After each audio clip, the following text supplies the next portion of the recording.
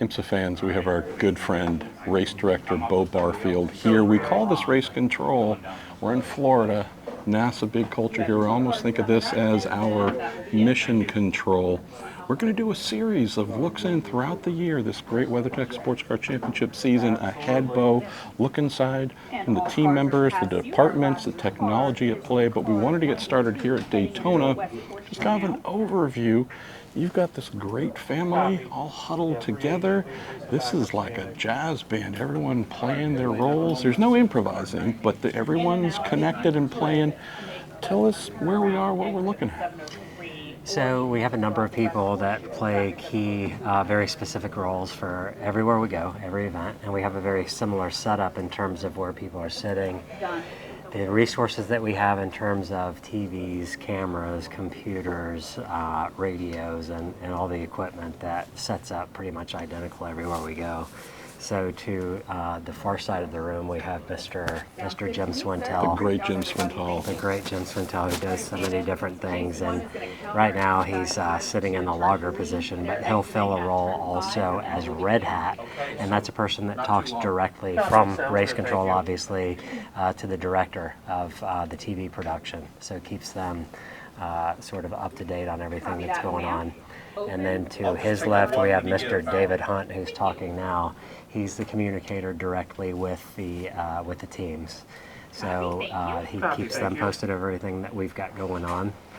To the back of the room, Mr. Paul Walter, who's the clerk of the course, who's really just, he's a very important person in terms of keeping everything sort of in check up here. You two have been working together for a long time. We have been. We've actually known each other, I think, for, it's been sort of 04, 05, 20 years for sure. Worked together most of that.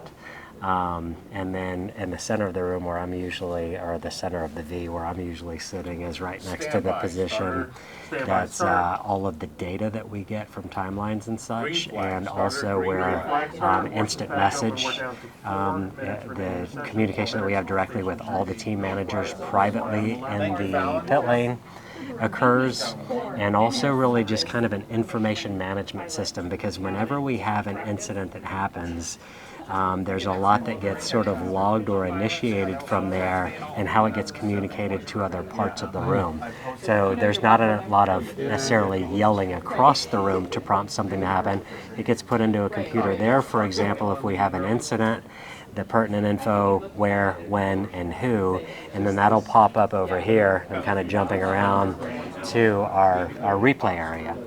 You should also mention we just had and came through a red flag, just went green, and the volume in the room never got above our voices here. It's so well orchestrated. You'll hear it because there's just a simple red flag or a simple green flag. There's 4 or 5 people in here that need to communicate that to their appropriate people. So you'll hear that happen, but there's no tension. There's no anxiety when any of that happens. It sounds like if you are standing in here for the first time that it's getting a little anxious, but that's absolutely not the case. It kind of matches your personality there, Barfield. I like that. Maybe that's why I'm here. I don't know. Sometimes I wonder why I'm here, but if I'm keeping things cool, then that's really a huge part of what we do and how we do it here. And you saw the chain of command playing out there too, right? Everyone talking, reporting to each other, informing each other what's happening. I'm making this step, you're making that step again. It's really cool to see. Folks might not know. Folks might think up here in the referee's room, everyone's screaming and yelling, papers flying around, like, no, actually we're going to click this button, we're going to make this note. The other half of the people think we're just sitting over here smoking cigars and not giving a crap about what's going on. Well, the cigar part might be a little accurate, but okay. So on the replay area, we have an operator that's basically scrolling through everything, managing what we're looking for, what we're finding, what they know that we need to see to make calls. And then we have driver advisors, including David Donahue, who's here to my left, who will contribute information, thoughts, opinions about what any incident or interaction might need, things that might need to be thought of from a driver's standpoint. And some of these are subjective. You as a former race car driver, right? So not everything's black and white. Sometimes you want a great Rolex 24 winner like David to say, my thoughts are this area on this interaction, just to help inform final decision. And it's interesting because, you know, it's not necessarily a personal opinion that's going to drive a decision, but when you talk about David contributing his thoughts, me contributing mine, Mark Raffoff, who's somewhere around here that is always involved on the replays. Johannes van Overbeck. Johannes is here as well as another driver advisor. But then now you have different perspectives, and yeah, it could be different opinions, but it's different perspectives. There are certain things that David might key in on and see as very important, things that I might, and when we bring all those together with just different eyes, different views, then we have a consideration of so many factors.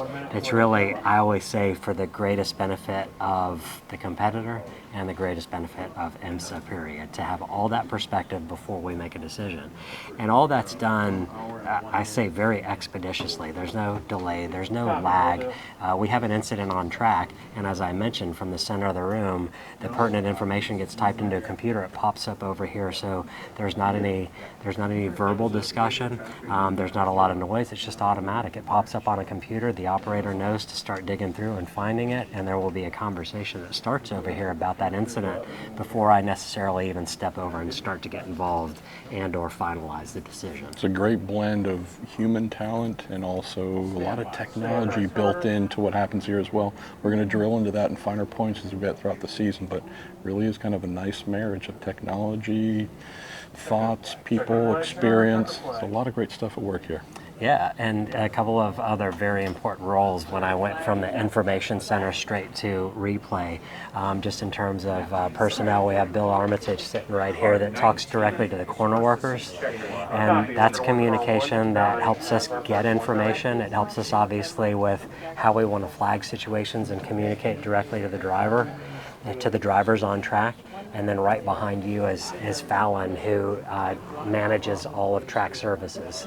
So any response to an incident, the people, the equipment that needs to be dispatched to resolve an incident on track is handled right here. That's our first look, a general overview of IMSA's race control.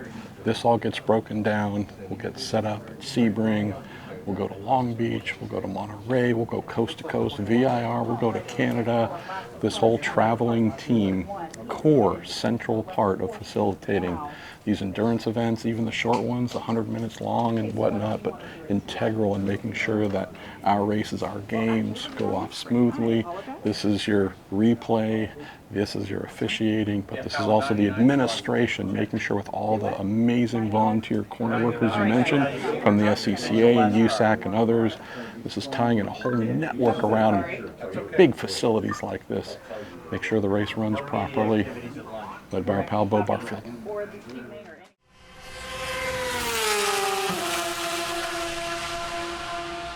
Make sure you follow along with us on IMSA's official YouTube channel and follow IMSA Racing on Instagram, Facebook, TikTok, and X. We're going to be doing some pretty cool stuff with some pretty cool people with some pretty cool race cars. Visit IMSA.com to hear the action called live and download the official IMSA app to follow the timing and scoring information as the sessions take place.